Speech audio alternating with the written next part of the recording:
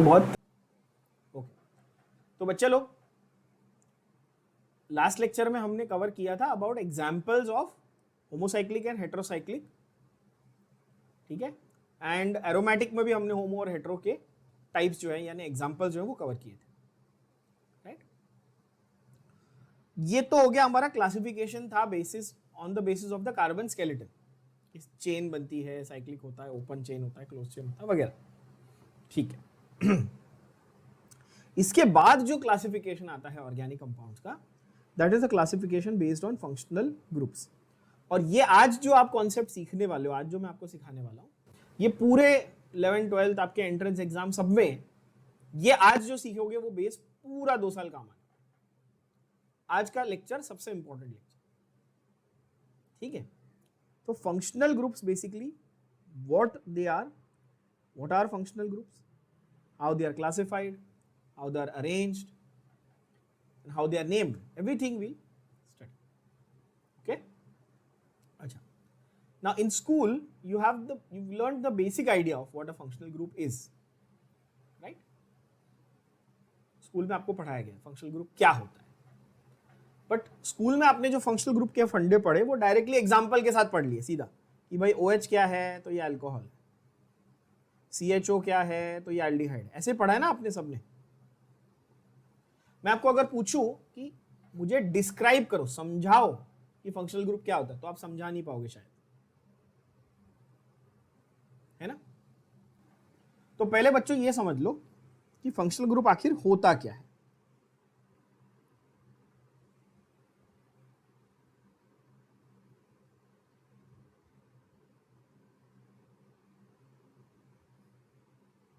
What is a functional group? तो it is atom or group of atoms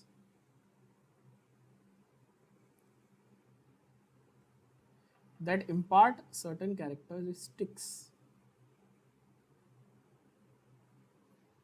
to the compound। Organic compound में ये कुछ खास characteristics लेके आते हैं। तो आप बोलोगे ठीक है,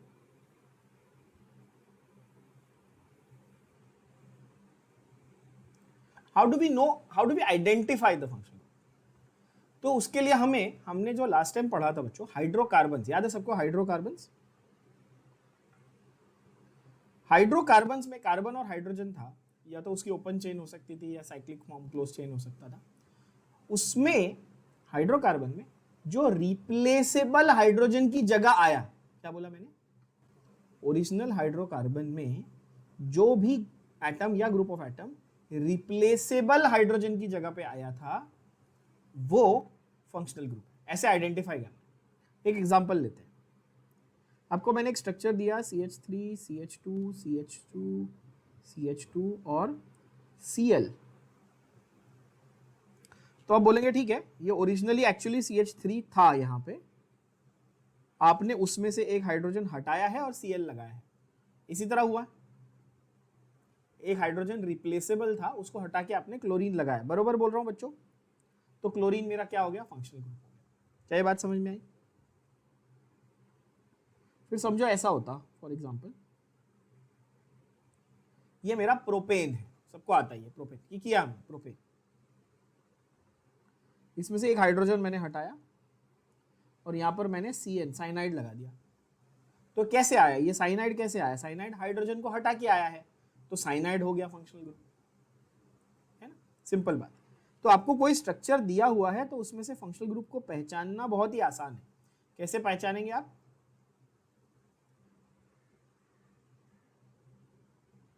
मेरी स्पेलिंग को क्या हो गया आज? Characteristics okay, characteristics okay. सो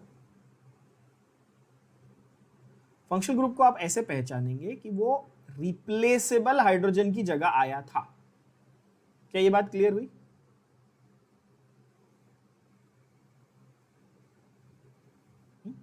अच्छा, जब भी केमिकल रिएक्शन होता है ऑर्गेनिक कंपाउंड का, तो जो रिएक्शन सेंटर है यानी कि रिएक्शन कहां होगा?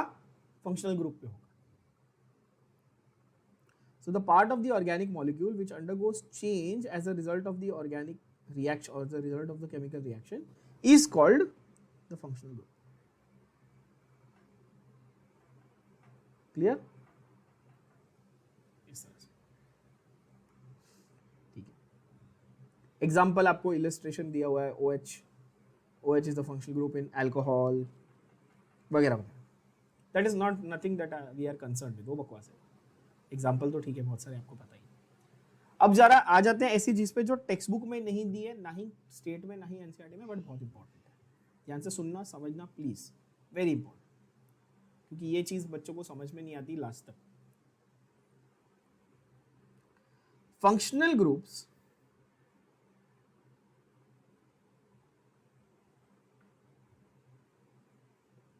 आर क्लासिफाइड, ठीक है, into type 1 functional groups and type 2 functional groups. पहले ये समझो, क्या बोला मैंने? फंक्शनल ग्रुप की दो वैरायटी होती है।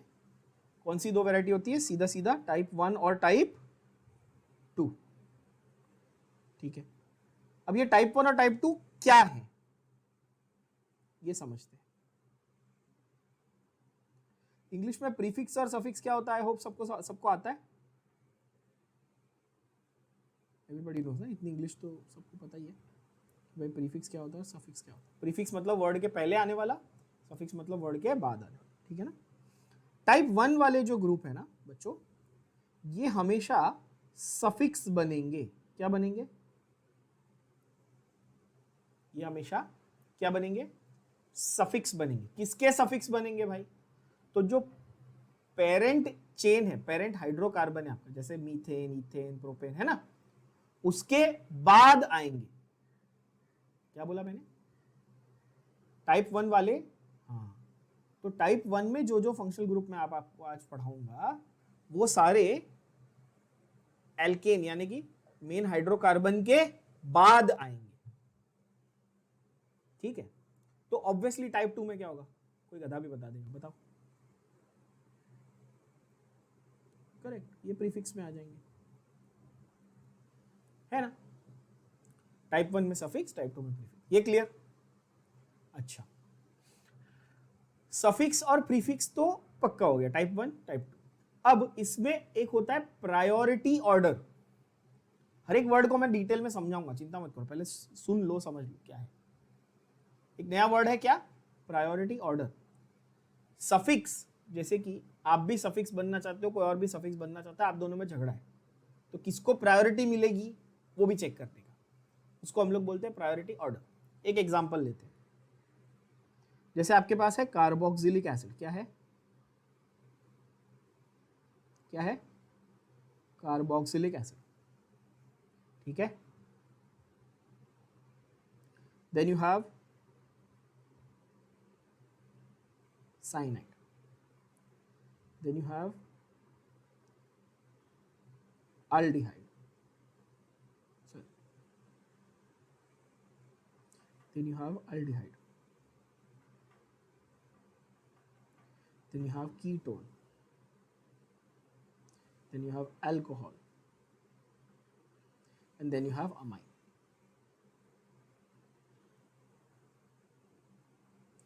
अभी साइनाइड, कार्बोक्सिलिक एसिड और साइनाइड के बीच में मैंने इतना गैप क्यों रखा? साइनाइड और एल्डिहाइड के बीच में गैप क्यों रखा है ना? और एल्डिहाइड, कीटोन, अल्कोहल, अमाइन के बीच में गैप क्यों नहीं रखा? हर एक का रीजन समझाऊंगा, टेंशन मत, समझो। आ जाओ, इधर आ जाओ सब लोग, ठीक है। पहले स्क्रीन पे देखो ध्यान से। कार्बोक्सिलिक एसिड पहला ग्रुप है, तो वो सफिक्स बनेगा, और ऑर्डर में उसको सबसे पहला रखा है। इसका मतलब कि कार्बोक्सिलिक एसिड अगर है तो उसका सफिक्स बनना गारंटी है। बात क्लियर हुई? उसको नंबर 1 प्रायोरिटी मिलेगी। तो एक ऐसा कंपाउंड हो गया जहां पर OH भी है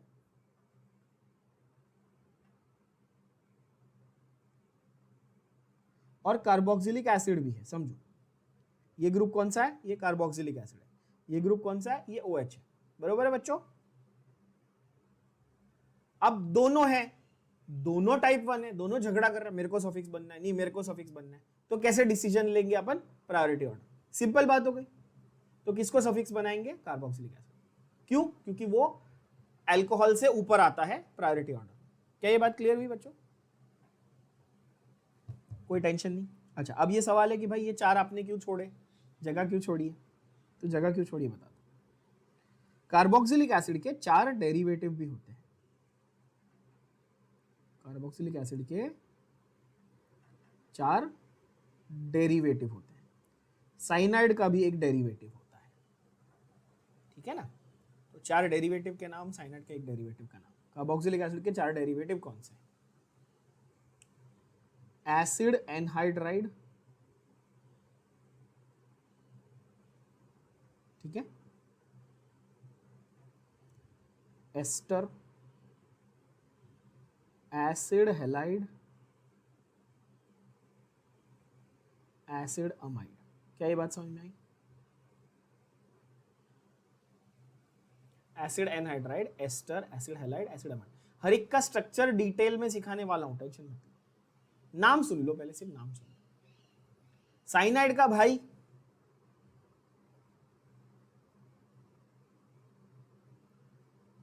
आइसोसाइनाइड, साइनाइड का भाई आइसोसाइनाइड। मैंने क्यों ऐसे लिखा?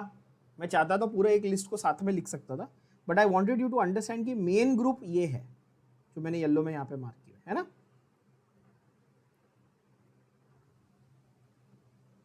क्लियर? सिंपल।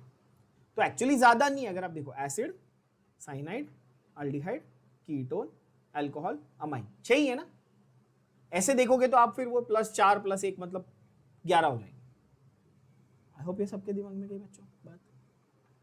बहुत सिंपल है ना, काफी सिंपल। अच्छा, तो एसिड्स, फिर उसके डेरिवेटिव्स, साइनाइड उसका derivative, aldehyde, ketone, alcohol, amine.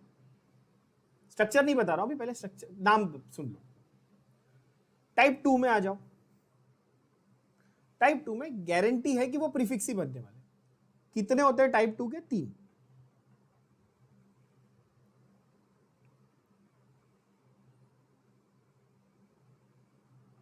पहला है हैलोजन, पहला है हैलोजन, जिसको आप हैलाइड भी कहते हो, जिसको आप हैलाइड भी कहते हो, ठीक है।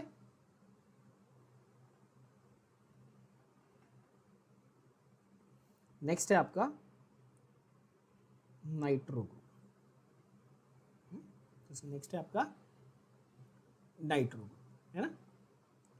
और नेक्स्ट है आपका ईथर ग्रुप। क्या है? ईथर, जिसको आप एल्कोक्सी भी कहते हो। तो आप क्या बोलते हो? एल्कोक्सी। हर एक वर्ड को अपन समझते हैं क्या बोल रहा है। हैलोजन और हैलाइड, नाइट्रो एंड ईथर, ठीक है। Hello, nitro, ether. ओके, अभी हैलोजन में 4 type.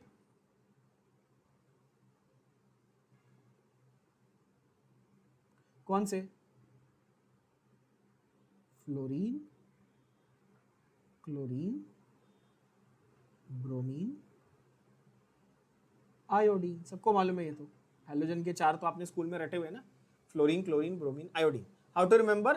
First class biryani I ate, best way to remember. Fluorine, chlorine, bromine, iodine, astatine. Halogen group कैसा होता है?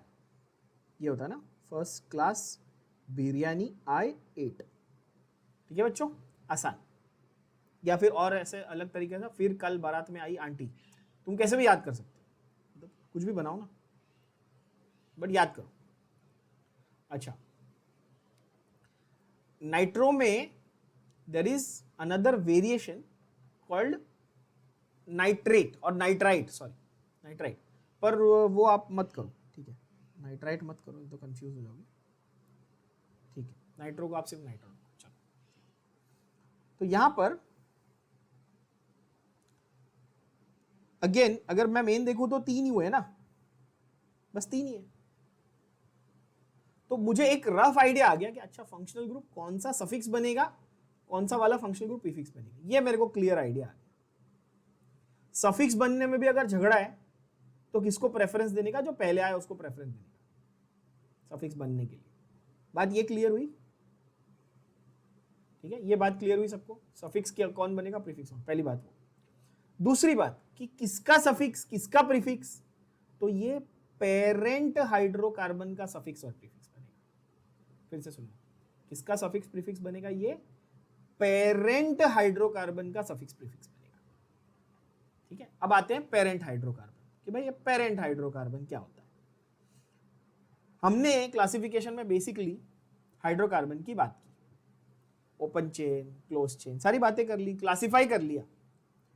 अब हम लोग देखते हैं पेरेंट हाइड्रोकार्बन्स की सीरीज कैसे लिखी जाती है।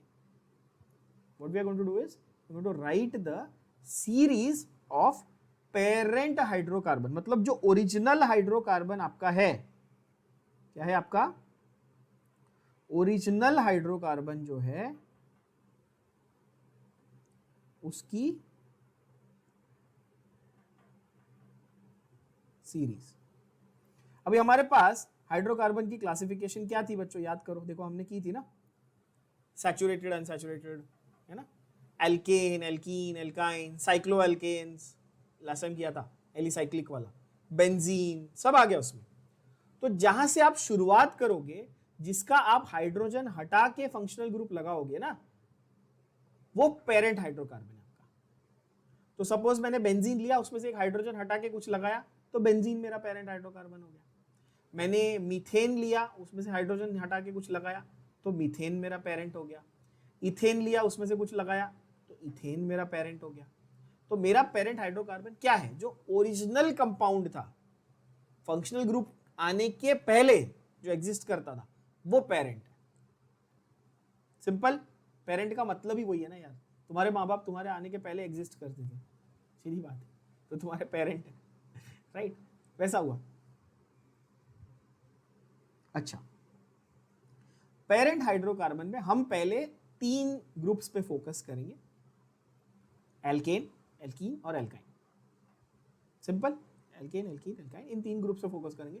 बाद में धीरे धीरे will add up the idea of alicyclic also, aromatic also, सब लेके आएंगे हम लोग। तो हम लोग पेरेंट हाइड्रोकार्बन के एल्केन ग्रुप पे फोकस करते हैं। ये चीज आप लोग मेरे साथ साथ लिख लेंगे तो अच्छा रहेगा, ताकि आपको समझ में भी आए, प्रैक्टिस भी हो जाए लिखते लिखते।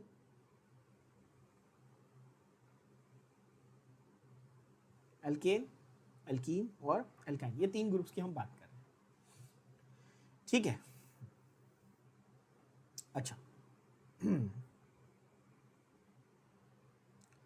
फर्स्ट हैव अ लुक बच्चों सब लोग कि किस तरह से मैं चार्ट बना रहा हूं इसका, तो आपको फोकस में समझ में आ जाएगा।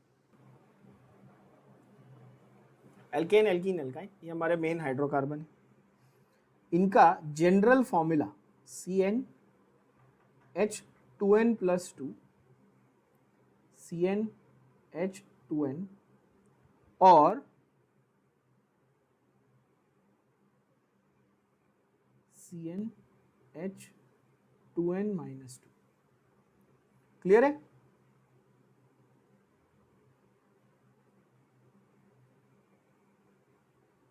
यानी कि n नंबर ऑफ कार्बन और हाइड्रोजन कितने हैं, वो उसको हम लोग जनरल फॉर्मूला बोलते हैं। अब क्या करना है, 1 कार्बन से लेके 10 कार्बन तक पूरी सीरीज लिखनी है। 1 कार्बन से लेके 10 कार्बन तक पूरी सीरीज लिखनी है। Just to give you an example, पहले समझो क्या फंडा है यहाँ पे। एक कार्बन का CH4 है ना, CnH2n+2 करके देखो, एक कार्बन 1, 2 2 जा 4 + 2 4, ऐसा 2 1 जा 2 + 2 4, दैट इज C एक है, हाइड्रोजन 4 है, ठीक है, मतलब डबल +2 बेसिकली। आप बोलोगे ठीक है, यहां पर कुछ नहीं, यहां पर कुछ नहीं, एक कार्बन का एल्कीन और एल्काइन नहीं होता, नोट करना। अच्छा, सेकंड वाले में क्या आएगा, C2 के बाद H6, C3 डबल +2 कितना हुआ बच्चों, H8। तो आप ये लिखते जाएंगे फटाफट, C4H10, खुद से प्रैक्टिस करो लिखने की, बहुत सिंपल चीज है। C5H12, C6H14, C7H16 double +2 always, C8H18, C9 क्या आएगा, C9H20 और C10H22, बरोबर होगी बात? बोलेंगे ठीक है। अब सेम चीज एल्कीन्स के लिए लिखो, तो सिर्फ 2 हाइड्रोजन कम कर देंगे तो भी आंसर आ जाएगा ना, या सिर्फ डबल कर दो, दोनों तरीके हैं। C2H4, C3H6, C4H8, C5H10, C6 क्या आएगा बच्चों? H12, C7 का क्या आएगा? 14, C8 का क्या आएगा? H का 16, C9 का क्या आएगा? H18 और C10 का क्या आएगा? H20। काफी इजी लग रहा होगा।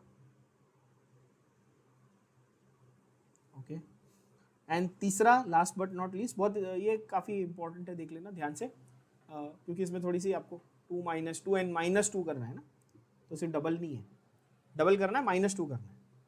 तो ये देखो C2 क्या आएगा? C2H, 2 2 ज़ा 4, -2 मतलब C2H2, C3H4, C4H कितना आएगा? 4 2 ज़ा 8 -2 कितना हो बच्चों? C5H, देख सकते हो आप, अब आपको सीक्वेंस समझ में आ गया होगा। C7H12 डबल किया -2, C8H14, C9H16 एंड C10H18। ठीक है, इस तरह आपके स्क्रीन पे आपको दिख रहा है।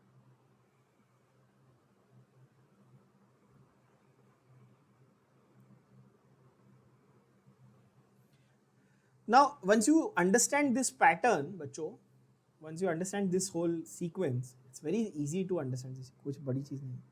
One very interesting thing that you have to note is, आप कोई भी एक सीरीज को उठा लो, कोई भी एक सीरीज को उठा लो, उसमें 2 रैंडम मेंबर ले लो, कोई भी 2, चलो आप चूज करो कोई भी, तो ये दोनों के बीच में, ये दोनों के बीच में, कोई भी 2, मतलब ऐसा कोई भी फिक्स नहीं है, आप रैंडम ले सकते, कोई भी 2 इमीडिएट मेंबर के बीच में आप डिफरेंस देखो, डिफरेंस कितना डिफरेंस देखो, एक कार्बन का डिफरेंस है, 2 हाइड्रोजन का डिफरेंस है, बोलो हाँ कि नहीं?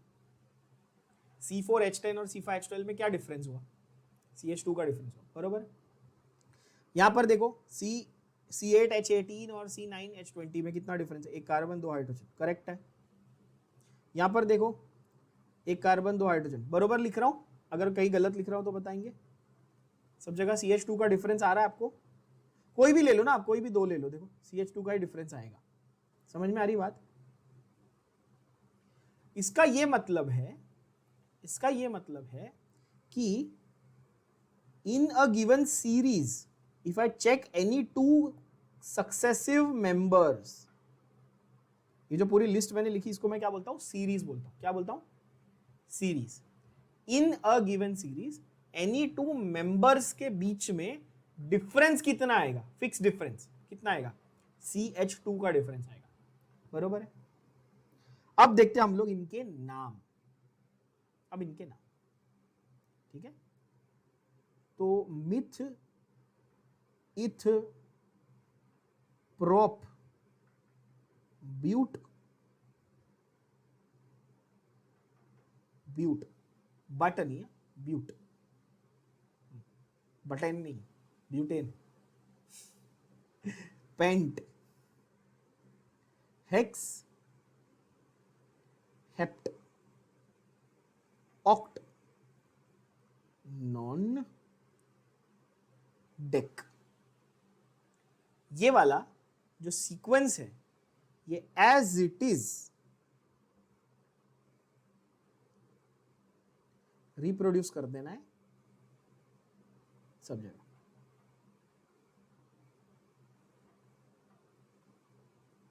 अभी मेरे पास तो कॉपी पेस्ट का ऑप्शन है, आपको लिखना पड़ेगा, ठीक है। मैंने मिथ वाला क्यों नहीं लिखा? क्योंकि सिंगल कार्बन का एग्जिस्ट नहीं करता। तो आपको क्या समझ में आया? ये जो मिथ, इथ, प्रोप है, पेंट, हेक्स, ऑक्ट जो भी है, ये किसके ऊपर डिपेंड है बच्चों? ये कार्बन नंबर पे डिपेंड है। बात समझ में आई? बोलो हाँ कि नहीं। इसमें कोई डिफिकल्टी नहीं है समझ में, बहुत आसान चीज है। अच्छा, एक कार्बन है तो मिथ बोलना है, 2 कार्बन है तो इथ बोलना है, 3 कार्बन है तो प्रोप, ऐसा बोलना है ना? बोलोगे ठीक है, सही बात है, ठीक। अच्छा, कार्बन नंबर के हिसाब से हमने ये देख लिया, ये होता है। अच्छा, ये जो है ना, ये आगे जो लिखा, ये जो, इसको हम लोग बोलते हैं रूट। क्या बोलते हैं? रूट। रूट रूट मतलब ये जड़, जड़ वाला रूट। ROUTE वाला रूट, रास्ता वाला नहीं। ROOT रूट, ये जड़ है, ये हमारा बेस है, यहां से हम बिल्डअप करते हैं। ये नहीं आता तो तुमको ऑर्गेनिक केमिस्ट्री में कुछ नहीं आने वाला, इतना याद रखो। एंड सैड टू सी कि बहुत सारे ऐसे बच्चे जिनको 11th में ये ढंग से नहीं पढ़ाया गया या उन्होंने नहीं पढ़ा, तो पूरे 2 साल वो स्ट्रगल करते रहते। क्योंकि अगर आपको ये बेसिक्स नहीं आते तो आप कोई भी रिएक्शन, कोई भी कंपाउंड, कोई भी स्ट्रक्चर नहीं लिख पाओगे आगे जाके, तो फिर सॉल्विंग वॉल्विंग तो भूल जाना। ये पहले समझ लो, इसको हम लोग क्या बोलते हैं? रूट वर्ड्स बोलते हैं, ठीक है ना? रूट वर्ड्स कोई आपको बोले कि 10 के 10 रूट वर्ड्स बताओ, तो क्या बोलोगे आप? Meth, eth, prop, but, pent, hex, hept, oct, non, dec. Clear हो गई बात बच्चों? अच्छा, अभी alkane always ends with ANE, alkene always ends with ENE, and alkyne always ends with YNE। तो नाम क्या हो गया? Methane, ethane, propane, butane, pentane, hexane, heptane, octane, nonane और डेकेन। क्लियर होगी बात?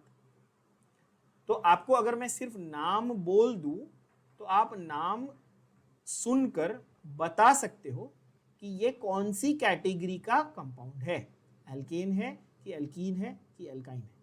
Do you all agree with me? Yes और no? Same way ethene, propene, butene, pentene, hexene, heptene, octene, nonene, decene. हर एक बोल रहा हूं मैं, बोल बोल के लिख रहा हूं ताकि स्पेलिंग में गड़बड़ ना करो आप। फिर ethyne, propyne, ethyne, propyne, butyne, pentyne, hexyne, heptyne, octyne, nonyne, decyne. क्या ये बात क्लियर है?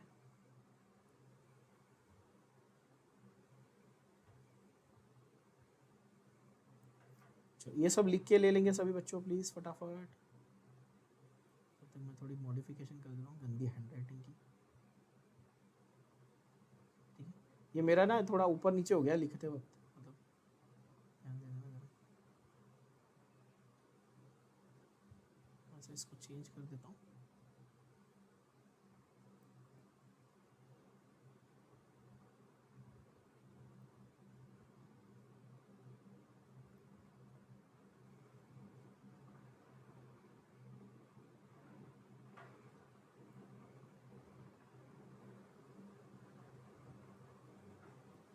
ठीक है, तो एल्केन, एल्कीन और एल्काइन। अब आपको मैं अगर रैंडम नाम दूं बच्चों तो आप मुझे क्लियरली बता पाओगे कि अच्छा इसमें कितने कार्बन है और ये सिंगल बॉन्ड वाला है कि डबल बॉन्ड वाला है कि ट्रिपल बॉन्ड वाला है। तो अगर रैंडमली उठा के पूछो हेप्टाइन, तो आप बोलोगे अच्छा हेप्ट से समझ में आया कि 7 कार्बन है, और आइन से समझ में आया कि ट्रिपल बॉन्ड है, मतलब ये 7 कार्बन का एल्काइन है। तो इसका मॉलिक्यूलर फॉर्मूला बनेगा C7H12। क्लियर बात है? सपोज उठा कैसे पूछूं प्रोपीन, तो आप बोलोगे अच्छा प्रोप से पता चला कि 3 कार्बन है, इन से पता चला कि एल्कीन है, तो फॉर्मूला क्या बनेगा? C3H6। तो आपको कार्बन नंबर, उसका फॉर्मूला और वो सिंगल बॉन्ड वाला है, डबल बॉन्ड वाला है कि ट्रिपल बॉन्ड वाला है, इस बात की काफी क्लैरिटी इस सीरीज से लग जाती है। क्लियर हुई बात? और इस सीरीज का नाम है parent hydrocarbons are arranged in homologous series. इस सीरीज का नाम क्या है? Homologous series. होमोलॉगस नाम ही पता चल रहा है, होमो मतलब सेम, एक टाइप के कंपाउंड की एक सीरीज, एक टाइप के कंपाउंड की एक सीरीज। सीरीज जो है ना वो पहचान है, उसकी कंपाउंड की पेरेंट की पहचान है। एक एग्जांपल ले लो, जैसे कि सारे अल्कोहल्स की एक सीरीज हो गई, सारे एसिड्स की एक सीरीज होगी, all the alkanes will form one series, all alkenes will form one series, all alkynes will form one series, है ना? For example if I say my name, ठीक है, my name is Ankit Dubey, my dad also had the same surname, my grandfather also has the same surname, my great grandfather also had the same surname, my child is also going to have the same surname, which means my family name is going to be continuous ना, एक दुबे थोड़ी होगा, सारे ही दुबे होंगे हमारी line में, तो वैसे ही तो हम सब दुबे मिलके एक होमोलॉगस सीरीज बन गई, ठीक है ना? कोई कपूर की सीरीज, कोई कपूर की सीरीज, कोई गुप्ता की सीरीज, कोई सबकी अलग अलग अपनी सीरीज चल रही है। तो वैसे ही भाई यहाँ पर भी वही फंडा है कि एल्केन की अपनी सीरीज चल रही है, एल्कीन की अपनी चल रही है, एल्काइन की अपनी चल रही है, अल्कोहल की अपनी चल रही है, एसिड की अपनी चल रही है, अमाइन की अपनी चल रही है। बट सब में जो रूट वर्ड है वो क्या है? कार्बन नंबर से डिराइव जो रूट वर्ड है वो क्या है? वो मिथ इथ प्रोप ब्यूट ही है। तो अगर मैं अब आपको बोलूं अल्कोहल की सीरीज लिखनी है तो आप बोलोगे अच्छा इजी है, methanol, ethanol, propanol, butanol, pentanol, hexanol, heptanol, octanol, nonanol, decanol. क्या ये बात समझ में आई? सिंपल बात। तो ओवर कॉम्प्लिकेट नहीं करना है, सिंप्लीफाई करना है। इन सीरीज को हम होमोलॉगस सीरीज बोलते हैं, पहली बात। अच्छा, होमोलॉगस सीरीज का अर्थ यह है कि दो मेंबर के बीच में क्या डिफरेंस होना चाहिए? CH2 का डिफरेंस होना चाहिए, अभी मैंने समझाया था। तो यहां पर अब आप देखेंगे, आपको समझ में आ जाएगा कि एक फैमिली होती है कंपाउंड्स की, एक फैमिली होती है जिसमें एक पर्टिकुलर फंक्शनल ग्रुप की बात होती है। For example family of alcohols, family of halogen derivatives, family of acids वगैरह। एंड होमोलॉगस सीरीज क्या होती है? A family comprises of homologous series, ठीक है? How do you define the homologous series? A series of compounds of the same family in which each member has the same type of skeleton and functional group. Functional group same होना जरूरी है ना? And differs from next member by a constant difference of one methylene group in its molecular formula and structural formula is called a homologous series. छोटा सा definition है, ज्यादा बड़ा नहीं है, देख लो, छोटू सा definition है ना बच्चों। बट अगर आप देखो तो आपको रटने की जरूरत नहीं है, इसको समझ लो, और समझना बहुत आसान है। सारे मेंबर्स का सेम फंक्शनल ग्रुप है, पहली बात, बोलो हाँ कि ना? ठीक है। सब में कार्बन स्केलेटन एक जैसा दिखता है, मतलब ओवरऑल स्ट्रक्चर, जैसे कि यानी single bond, double bond, triple bond, जो भी है वो भी सेम है, बरोबर। और डिफरेंस है एक CH2 का नाम है मिथिलीन। CH2 का नाम क्या है? मिथिलीन। अब ये चीज आप अपनी टेक्स्ट बुक में लिख के रखेंगे, ये चीज आप अपनी टेक्स्ट बुक में लिखेंगे। कहां लिखेंगे टेक्स्ट बुक में? यहां पर ऊपर टॉप पे। CH4 जो है वो मीथेन होता है, ठीक है? CH4 गुजराती है, मीथेन, वेरी बैड जो। हाँ, CH3 अगर एक हाइड्रोजन कम कर दिया, क्या किया? एक हाइड्रोजन कम कर दिया तो ये बन गया मिथाइल। क्या बन गया? मिथाइल। और एक हाइड्रोजन कम कर दिया तो ये बन गया मिथिलीन। क्या बन गया? मिथिलीन। आपके दिमाग में ये बात आ रही होगी कि सर ये ईन से क्यों एंड हो रहा है? तो देखो, 1 कार्बन 2 हाइड्रोजन, CnH2n के फॉर्मूला में फिट हो रहा है कि नहीं हो रहा है? इसलिए ईन से एंड हो रहा है। तो इसको मैं क्या एल्कीन की कैटेगरी में डाल दूं? नहीं भाई, ये एल्केन में से हाइड्रोजन निकाल के डिराइव किया है, ये एल्कीन नहीं है, इसमें डबल बॉन्ड नहीं है, ध्यान से देखना, गड़बड़ नहीं करके आना। और CH में क्या होगा बच्चों? 3 फ्री होंगे ना, 3 बॉन्ड खाली पड़े रहेंगे और बचा है सिर्फ CH। क्या ये बात समझ में आ रही है? इसको हम कहते हैं मिथाइन। और methine with an INE, please for god sake please do not confuse between methine and methine वाला YNE वाला, प्लीज। ठीक है, क्या ये बात क्लियर हुई? मिथाइन और मिथाइन में प्लीज कंफ्यूज मत करना, गड़बड़ मत करना, नहीं तो तकलीफ हो जाएगी। मिथिलीन मिथाइन, तो ये मिथिलीन रहा, तो यहां पर आपको मिल जाएगा कि अच्छा डिफरेंस क्या है, मिथिलीन यानी कि CH2। Individual member of each member of a group is called और series is called homologue. Series को बोलते हैं होमोलॉगस सीरीज और ईच मेंबर को बोलते हैं homologue. And all members have the same general formula.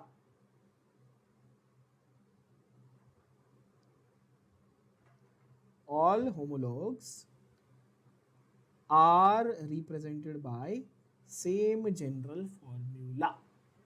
क्या ये बात समझ में आ गई? ओके,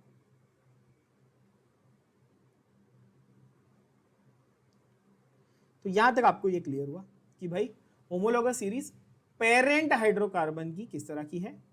उसके बाद हम लोग आते हैं ऑर्गेनिक कंपाउंड के function. Now please understand this, very important. I don't know why this people have done this in your text book.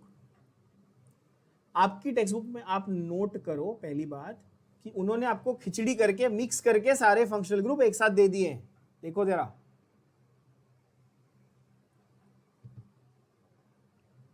और इसमें एलिफैटिक, एरोमेटिक, सफिक्स वाले, प्रीफिक्स वाले, कोई ऑर्डर ही नहीं है, कुछ भी दिया है। और ये आप पढ़ते हो और ये आप रटते हो और फिर आप एग्जाम में कंफ्यूज हो जाते हो कि मैं IUPAC नेम कैसे लिखूं। सो बच्चों देखो, आपकी टेक्स्ट बुक में ये गलत नहीं दिया है, but the format in which they have given it is confusing. तो अपन क्या करेंगे, अपन स्मार्टली ना जो जो फंक्शनल ग्रुप उन्होंने लिखे हैं ना यहाँ पे, अपन उनके बाजू में लिख देंगे कि वो टाइप 1 वाला है कि टाइप 2 वाला, ताकि अपने को क्लैरिटी रहे। बरोबर है? तो पहले आप उठा लो हैलाइड। हैलाइड कौन से टाइप का था? टाइप 2 का था। साइनाइड कौन सा था? टाइप 1 का था। समझ रहे हो? ऐसे बस आपको लिख देना है ताकि आपको कोई कंफ्यूजन ना रहे कि हमारे दिमाग में क्लैरिटी, अच्छा ये सफिक्स बनने वाला है, ये प्रीफिक्स बनने वाला है ना? IUPAC में तो हैलाइड जो है ये टाइप 2 का था। मैं ब्लैक पेन से लिखता हूं, टाइप 2। इंग्लिश में लिख दूं क्या?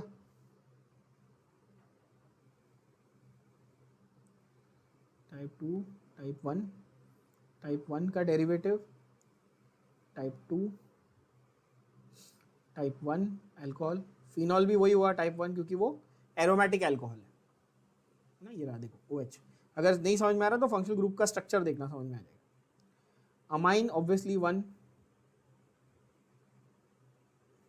ईथर कौन सा था बच्चों? टाइप 2 था। अल्डिहाइड कौन सा था? टाइप 1 था। कीटोन कौन सा था? टाइप 1 था। कार्बोक्सिलिक एसिड कौन सा था? टाइप 1 था। एस्टर कौन सा था? टाइप 1, उसी का डेरिवेटिव। अमाइड उसी का डेरिवेटिव। सेकेंडरी अमाइड उसी का डेरिवेटिव। टर्शरी अमाइड भी उसका डेरिवेटिव। एसिड एनहाइड्राइड भी उसका डेरिवेटिव। एसाइल क्लोराइड भी उसका डेरिवेटिव। सल्फोनिक एसिड आपको करना ही नहीं है एक्चुअली, बट ठीक है। सल्फोनिक एसिड जेई में आता है, स्टेट बोर्ड में उतनी इंपॉर्टेंस नहीं है उसकी, ठीक है, कर लो। एल्कीन, एल्काइन और एल्केन। एल्केन में तो कोई फंक्शनल ग्रुप होता ही नहीं है, वो तो हाइड्रोकार्बन है ना यार। एल्कीन और एल्काइन को आप फंक्शनल ग्रुप कंसीडर करते हो और इनको आप टाइप 1 और टाइप 2 के बीच में रखते हो। एक्चुअली ये किसी टाइप में नहीं आते, टू बी ऑनेस्ट। टाइप 1 जहां खत्म होता है और टाइप 2 चालू होता है उसके बीच में आते हैं ये। पर हम लोग टाइप 1 रखेंगे क्योंकि एल्कीन का एंड में आता है ना, ENE सफिक्स में आता है, तो हमारे दिमाग में क्लैरिटी के लिए हम बोलेंगे अच्छा इनको हम लोग लास्ट में लिखते हैं। सेम वैसे ही एल्काइन का YNE कहां आता है? लास्ट में आता है ना। अच्छा, और एक चीज आप देखो, टेक्स्ट बुक जो जिसने लिखी है उसको ये थोड़ा ध्यान रखना चाहिए था कि भाई आपने यहां पर एल्काइन दिया YNE और आपने नाम लिखा एसिटिलीन। जो बच्चा खुद से पढ़ रहा है वो तो कंफ्यूज हो जाएगा ना। कि यार यहाँ YNE लिखा है, यहाँ ENE लिखा है, ठीक है ना। तो इसका दूसरा नाम लिखना जरूरी था ना भाई, इसका नाम क्या, इथाइन है बॉस। समझ में आ रहा है? ये देखना आप थोड़ा सा कि भाई वो इथाइन, वो YNE वहां से आ रहा है, ठीक है ना। ये लोग ने क्या किया, एल्काइन को एसिटिलीन लिखा है एग्जाम्पल में, तो बच्चा जो, जैसे मैं तो आपको बता रहा हूँ, जिसको टीचर नहीं बता रहा है या जो खुद से पढ़ रहा है वो YNE और ENE देख के कंफ्यूज हो जाएगा, तो आप कंफ्यूज मत हो। यस, टेबल देख लो ध्यान से। हैलाइड टाइप 2 था, cyanide type 1, isocyanide type 1, nitro compound type 2, alcohol type 1, phenol type 1, primary secondary tertiary amine तीनों type 1, ether type 2, aldehyde 1, ketone type 1, acid type 1, ester उसका डेरिवेटिव है वो भी टाइप 1, अमाइड भी 3 है ना, प्राइमरी सेकेंडरी टर्शियरी, वो भी टाइप 1, क्योंकि एसिड के ही डेरिवेटिव है। तो ऐसे देखने में लगते हैं बहुत सारे, बट मैंने आपको 6 में ही पटा दिया, क्योंकि एसिड के ही डेरिवेटिव, साइनाइड के ही डेरिवेटिव, यही खेल रहे हैं, है ना। फिर सल्फोनिक एसिड और एल्कीन और एल्काइन। अच्छा, सल्फोनिक एसिड का जरा फंडा समझ लेना, in most of the books carboxylic acid के बाद सल्फोनिक एसिड दिया जाता है सीक्वेंस में, पर अपने स्टेट बोर्ड के सिलेबस में ये नहीं आता, ये जेई के और एनसीईआरटी के सिलेबस में आता है। अगर आपको शौक है तो आप लिख सकते हो।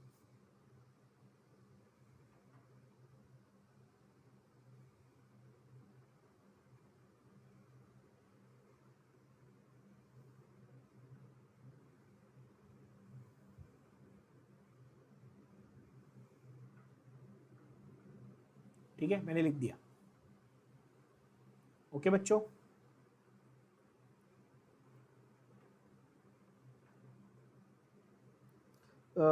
सल्फोनिक एसिड का वैसे एनसीईआरटी में ऐसा इंपॉर्टेंस है मेंशन, पर यहाँ पर इतना नहीं, और उसके ऊपर क्वेश्चंस भी नहीं आते, बहुत कम, बहुत ही कम। ये हमारे हुए टाइप 1 टाइप 2 के फंडे। पहले ये समझ लिया कि भाई कौन सा टाइप 1 है कौन सा टाइप 2, तो कोई कंफ्यूजन नहीं चाहिए, मिक्स। और हम लोग ये टेबल नहीं लिखेंगे, हम लोग अपना खुद का टेबल बनाएंगे, ये टेबल नहीं लिखेंगे क्योंकि बहुत कंफ्यूजिंग टेबल है, हम लोग अपना टेबल बनाएंगे। अच्छा, अपने टेबल में हमें क्या करना है कि ये जो हमने यहाँ पर लिखा ना सीक्वेंस, वो एज इट इज हम sequence will write and will draw the structures, and we'll write the suffix form of the given group. What we'll do is we'll write the suffix form of the given group. Okay. तो सभी बच्चों अभी एक table बना लेंगे। पहले आप table की हेडिंग देखो क्या है, टाइप 1 फंक्शनल ग्रुप्स। कौन से वाले थे टाइप 1 फंक्शनल ग्रुप्स, प्रीफिक्स वाले कि सफिक्स वाले? सफिक्स वाले। इनका IUPAC नेमिंग फॉर्मेट या इनके IUPAC नेमिंग,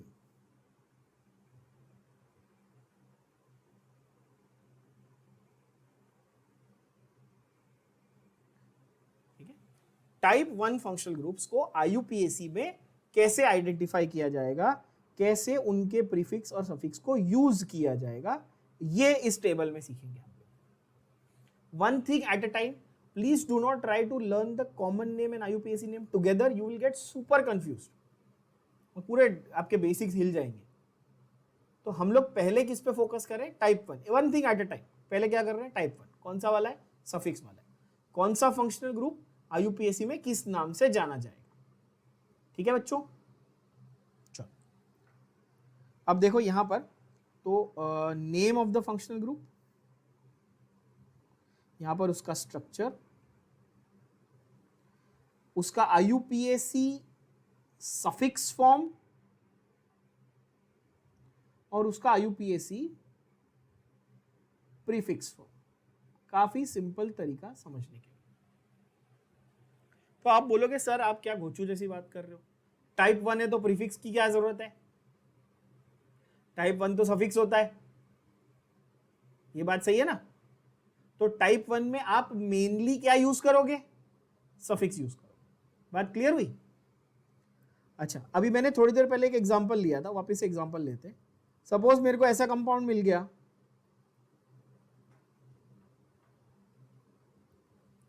सपोज मेरे को ऐसा एग्जांपल मिल गया कि ये, तो इस पे सफिक्स कौन बनेगा? अल्कोहल की एसिड? एसिड बनेगा भाई, क्योंकि प्रायोरिटी में वो पहले।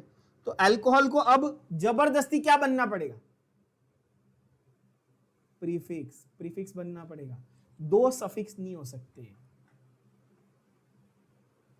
दो सफिक्स नहीं हो सकते। तुम्हारा नाम दो हो सकता है, आप में से बहुत सारे लोगों का डबल डबल नाम होगा ना, घर का नाम अलग, फ्रेंड का नाम अलग, गर्लफ्रेंड वाला नाम अलग, है ना। तो घर पे आपको रोहित बुलाते होंगे, मतलब नाम होगा रोहित, घर पे बोलते हो चुन्नू मुन्नू, गर्लफ्रेंड बोलती हो कि बाबू, लेकिन तुम्हारा सरनेम थोड़ी बदल जाएगा, सरनेम तो एक ही अलाउड है ना तुमको भाई। सही बात है। तो सफिक्स जो है वो नहीं बदल सकते बेटा, सफिक्स मल्टीपल नहीं हो सकते, प्रीफिक्स चाहिए जितने लगा लो, ठीक है। तो सफिक्स जो है वो आपकी पहचान है ना, क्योंकि वो आपकी जो होमोलॉगस सीरीज है, जो फंक्शनल ग्रुप की फैमिली है, आपकी पहचान थोड़ी बदल देगी। बात समझ रहे हो? तो ये इंपॉर्टेंट है समझना कि भाई सफिक्स एक ही हो सकता है। तो अगर मल्टीपल ग्रुप्स आ गए तो एक सफिक्स, बाकी सारे प्रीफिक्स। तो इसीलिए सेम ग्रुप का प्रीफिक्स फॉर्म भी कभी कभी यूज करना पड़ता है। बात भेजे में गई?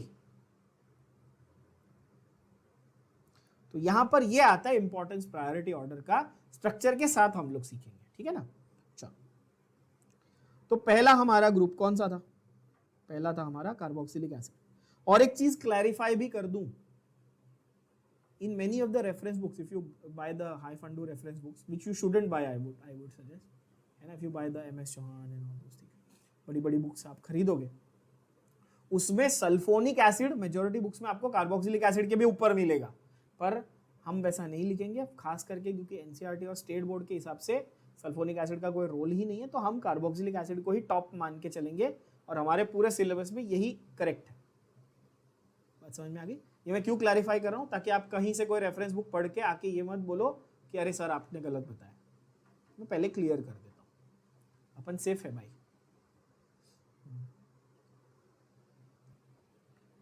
हमारा नंबर 1 था कार्बोक्सिलिक एसिड। अभी कार्बोक्सिलिक एसिड कैसा याद करने का, मैंने इसका एक खास टेक्निक निकाला है, ठीक है। मैंने रखा है कार्बोक्सिलिक एसिड का नाम रखा है दादा। क्या नाम रखा है? दादा। ये गुंडा है, गुंडा। ये वो है जो बोलता है भाई अपन आगे, अपन ही आगे रहेंगे, अपने आगे कोई नहीं आएगा, समझे? ठीक है। ये होता है ना गुंडे, आप लाइन में खड़े हो 2 घंटे से टिकट के लिए, और एक शाना जरूर आता है ना, वीआईपी, चलो पीछे से, ये वो है कार्बोक्सिलिक एसिड, वो है। और कार्बोक्सिलिक एसिड के जो 4 चमचे, इसके 4 डेरिवेटिव जो मैंने लिखे थे, ठीक है, ये वो है जो वो गुड्डे के साथ 4 नहीं खड़े होते, ये भाई को बोला ये चले, तो वो जो होते हैं ना, वो इसके कार्बोक्सिलिक एसिड 4 चमचे, वो है एनहाइड्राइड, एस्टर, एसिडामाइड और एसिड हैलाइड। तो क्या होता है कि जब गुंडे भाई साहब खुद नहीं आए, नेताजी आए नहीं, तो नेताजी के चमचे ही उछल रहे होते हैं, वो खुद को ही नेताजी समझ रहे होते हैं। तो अगर कार्बोक्सिलिक एसिड नहीं भी है और सिर्फ उसके डेरिवेटिव भी हैं, तो वो प्रायोरिटी ले जाएंगे। क्या बात समझ में आई? ठीक है, सब बच्चों ये ध्यान से सुन लेना, ठीक है ना। कार्बोक्सिलिक एसिड को मैंने रखा नाम उसका दादा, गुंडा ही है, ठीक है। तो ये, हाँ, ये हमारे सैल्मन भाई है भाई, ठीक है ना। तो सैल्मन भाई क्या भाई, अपन हीरो है, भले ही पिक्चर में बॉबी देओल भी हो, रणबीर कपूर भी हो, हीरो अपन ही, ठीक है। यहाँ पे ये फंड है कि भाई कार्बोक्सिलिक एसिड जो है वो प्रायोरिटी नंबर 1 लेके जाएगा। इनफैक्ट जब चेन की नंबरिंग होगी तो ये नंबर भी 1 लेके जाएगा, मतलब सफिक्स की भी प्रायोरिटी मांगती है इसको, और नंबरिंग की भी प्रायोरिटी। इतना इसका इंपॉर्टेंस है। और ये रूल अगर आप समझ गए तो आपका नॉमेनक्लेचर बहुत सरल हो जाएगा, बहुत इजी। ठीक है बच्चों, तो एक एक करके अपन हर एक को फोकस करके समझते हैं। पहला कौन सा था? Carboxylic acid. फिर से देखो, पहला कौन सा था? Carboxylic acid.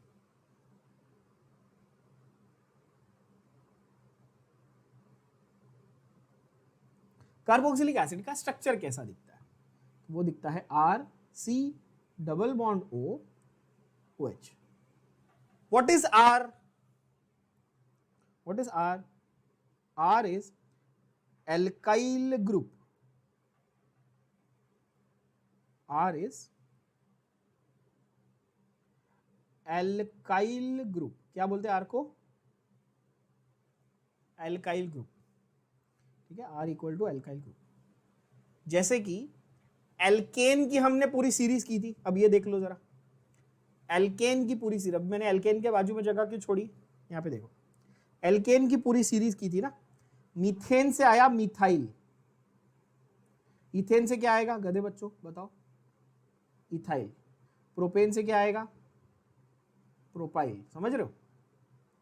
ब्यूटेन से क्या आएगा, ब्यूटाइल. पेंटेन से क्या आएगा, पेंटाइल. हेक्साइल. तो वापस से सेम ना, रिपीटेशन हो रहा है ना. हेप्टाइल, ऑक्टाइल, नॉनाइल और डेकाइल. इतना इजी. अच्छा, ये क्या होते हैं, ये एल्काइल होते क्या है, जब एल्केन में से एक हाइड्रोजन निकाला ना, एल्केन में से एक हाइड्रोजन, तो आप नोटिस करेंगे मैंने अभी थोड़ी देर पहले आपको लिखवाया यहां पे, आप देखो ये रहा भैया. सारी चीजें कवर कर रहे हैं अपन, कोई टेंशन, एक एक करके, एक साथ नहीं करना, कंफ्यूज हो जाओ. तो आपको अगर कोई पूछेगा भाई आर क्या है, तो आप बोलोगे R can be anything, methyl, ethyl, propyl, butyl, कुछ भी हो सकता है. अगर मैं आपको बोलूं उसका फॉर्मूला लिख के बताओ, तो आप क्या करोगे, CH4 की जगह आप लिखोगे CH3, C2H5, C3H7, C4H9, C5H11, C6H13, C7H15, C8H17, C9H19 और C10H21. क्या ये बात सबके भेजे में गई? काफी इजी बात है. तो एल्केन हमारा मेन है, एल्केन से ही सारी शुरुआत हुई है. अच्छा, तो आर की जगह कुछ भी आ सकता है. तो आर की जगह मैं अगर एक मिथाइल रखूंगा तो कुछ अलग बनेगा, इथाइल रखूंगा तो कुछ अलग बनेगा, एटसेट्रा एटसेट्रा. क्लियर. सफिक्स के नाम पे IUPAC में इसको लिखा जाता है OIC एसिड. क्या लिखा जाता है, OIC एसिड. ठीक है. हाँ, और ये किसके पीछे आता है सफिक्स, ये भी बताया अभी शुरुआत, लेक्चर के शुरुआत में बताया ना, किसके पीछे आता है, ये पेरेंट हाइड्रोकार्बन के पीछे आता है. तो इथेन के पीछे आ गया तो इथेनॉइक हो गया, प्रोपेन के पीछे हो गया तो प्रोपेनॉइक हो गया, ब्यूटेन के पीछे हो गया तो ब्यूटानॉइक हो गया. तो ओइक एसिड उसकी पहचान है. क्या ये क्लियर है? काफी. अच्छा, इसकी प्रीफिक्स की जरूरत है क्या, ये लॉजिकली सोचना. एसिड प्रीफिक्स कब बनेगा, जब उसका कोई बाप पैदा होगा. एसिड का कोई बाप है, तो एसिड के प्रीफिक्स की आपको जरूरत नहीं है. वैसे मैं बता देता हूं, इन सर्टन कंडीशंस, अगेन ये स्टेट लेवल पे या CET लेवल पे ज्यादा काम नहीं आएगा, ये थोड़ा हाई फंड हुआ, बट बताने में क्या जा रहा है सुन लो. तो अगर हमारे पास मोर देन 2 एसिड ग्रुप्स वगैरह होते हैं ना, तो हम लोग कार्बोक्सी ये प्रीफिक्स यूज करते हैं. तो मैं लिख के रख रहा हूं, बट ये आपको कभी काम नहीं आने वाला, तो आप टेंशन मत लो. ठीक है. आपके लिए ये मान के चलो कि हमको ये एग्जिस्ट ही नहीं करता, ऐसा मान के चलो तो भी ठीक है. यहां पे क्लियर है बच्चों, किसी को कोई डाउट, कोई तकलीफ, देख लो. अच्छा, कार्बोक्सिलिक एसिड. अब उसके 4 चिंटू पिंटू आ गए. 4 चिंटू पिंटू कौन कौन से थे, एक थे हमारा एनहाइड्राइड. तो अब मैं जरा उसको ना ढंग से लिखता हूं यहां पे, acid anhydride, acid anhydride. Ester, ester, acid amide और एसिड हलाइड. बात समझ में आई? ओके. एसिड एनहाइड्राइड कैसा दिखता है देखो, R C double bond O, O C double bond O R, यानी कि R C double bond O दोनों बाजू लगाया और बीच में एक ऑक्सीजन लगा दिया। क्यों बना, कैसे बना, क्या स्ट्रक्चर है, मैं सिखाऊंगा, टेंशन मत लो। पहले सिर्फ स्ट्रक्चर क्या है वो लिख लो। Ester,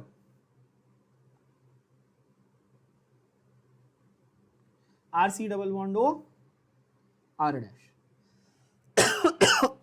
sorry, R C double bond O R dash. Notice करो कैसे बनाया एस्टर। ये हाइड्रोजन को हटा के एक और एल्काइल ग्रुप लगा दिया। आर और आर डैश दो एल्काइल ग्रुप बता रहा है ना वो, आर और आर डैश, वो दोनों सेम भी हो सकते हैं, अलग भी हो सकते हैं। क्या ये बात समझ में आ गई? यस, अच्छा। Acid amide, R C double bond O NH2, क्या किया? तो OH हटा के NH2 लगाया, चेक करो। तो ये मैं क्यों बता रहा हूं आपको कि एसिड से ही डिराइव किया है। स्टार्टिंग में स्ट्रक्चर थोड़े बाउंसर, अगर पहली बार देख रहे हो तो स्ट्रक्चर थोड़े बाउंसर जा सकते हैं, चिंता मत करो। हर एक फंक्शनल ग्रुप के ऊपर एक एक पूरा चैप्टर है आगे जाके, डिटेल में घुस घुस के सीखेंगे अपन, पहले बेसिक आइडिया ले लो। लास्ट है हमारा R C double bond O X, halide लिखा तो एक्स, हैलाइड लिखा तो एक्स, स्पेसिफिक लिखना होता तो फ्लोराइड, क्लोराइड, ब्रोमाइड, आयोडाइड, तो एफ या Cl या Br या I लिखता, बरोबर है। जनरल लिखना है तो एक्स लिखूंगा, जनरल लिखना है तो क्या लिखूंगा? एक्स। स्पेसिफिक लिखना होता तो क्या लिखता? फ्लोरीन, क्लोरीन, ब्रोमीन या आयोडीन। बोलो हाँ कि ना। मतलब ऑर्गेनिक केमिस्ट्री में जहां पे कैपिटल एक्स लिखा हुआ मिले ना आपको, तो समझ जाना कि वो आपको हैलोजन बता रहा है इन जनरल, स्पेसिफिक नहीं बता रहा कि कौन सा हैलोजन है।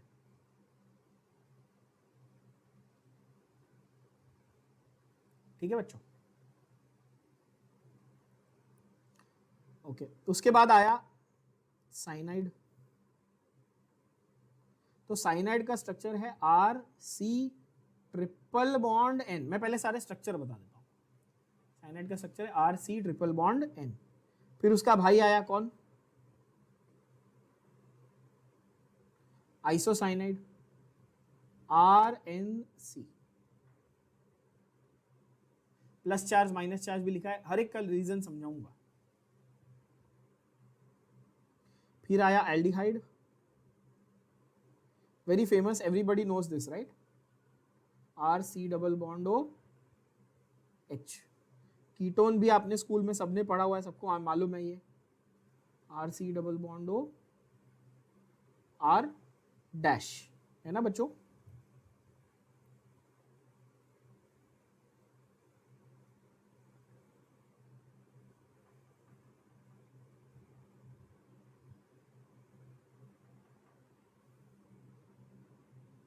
Then you have alcohol,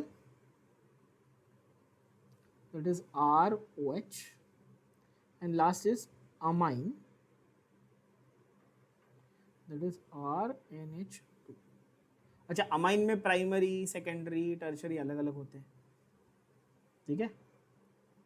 तो उसकी भी जरा बात कर लेते हैं अभी। प्राइमरी, ये 1 डिग्री, 2 डिग्री और 3 डिग्री का मतलब होता है प्राइमरी, सेकेंडरी और टर्शरी। ये शॉर्ट तरीका है उसका लिखने का, primary amine, secondary amine and tertiary, ठीक है? RNH R dash. क्या समझ में आया? एक और हाइड्रोजन हटा के एक एल्काइल लगाया, समझ में आया बात? RN R dash R double dash, और एक हाइड्रोजन हटा के एक ये लगाया, क्या? Alkyl group. तो बेसिकली पूरा गेम ही यही है कि भाई हाइड्रोजन हटाते जाओ और एल्काइल ग्रुप लगाते जाओ। क्या ये बात समझ में आई? इजी है।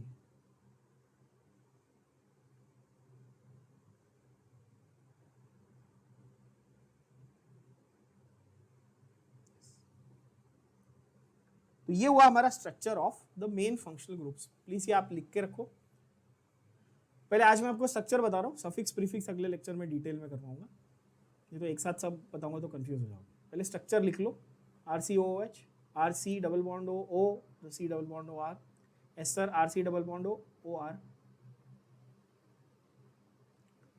है ना। Cyanide is RC triple bond N, isocyanide is RN triple bond C, उल्टा CN और NC। Aldehyde is RCHO, ketone is RC double bond O R dash, alcohol is ROH, और लास्ट में अमाइन आता है। 3 type के amine होते हैं, आप एक भी लिखोगे तो ठीक है अभी फिलहाल के लिए, बट तीनों लिख लो, बेटर है। अमाइन पे पूरा चैप्टर डेडिकेटेड है, अमाइड पे नहीं है इसलिए मैंने नहीं बताया, ठीक है, वो टेक्स्ट बुक में लिखा है, उसको इग्नोर करो। RNH2 primary amine, RNH R dash, 2 alkyl group होंगे तो सेकेंडरी, 3 इजी तरीका टू रिमेंबर, एक अल्काइल ग्रुप होगा तो प्राइमरी, 2 होंगे तो सेकेंडरी, 3 होंगे तो टर्शियरी। क्या ये बात समझ में आई? यस सो सिंपल है ना। तो आज के लिए यहाँ पर इसको खत्म करते हैं, स्ट्रक्चर हमने देख लिया, अगले लेक्चर में हम देखेंगे suffix prefix and how to write the actual IUPAC names. तो सफिक्स एक बार आ गया, प्रीफिक्स आ गया, पेरेंट हाइड्रोकार्बन हमको आता है, बस सबको जोड़ के नाम कैसे लिखना है वो देखेंगे, ठीक है।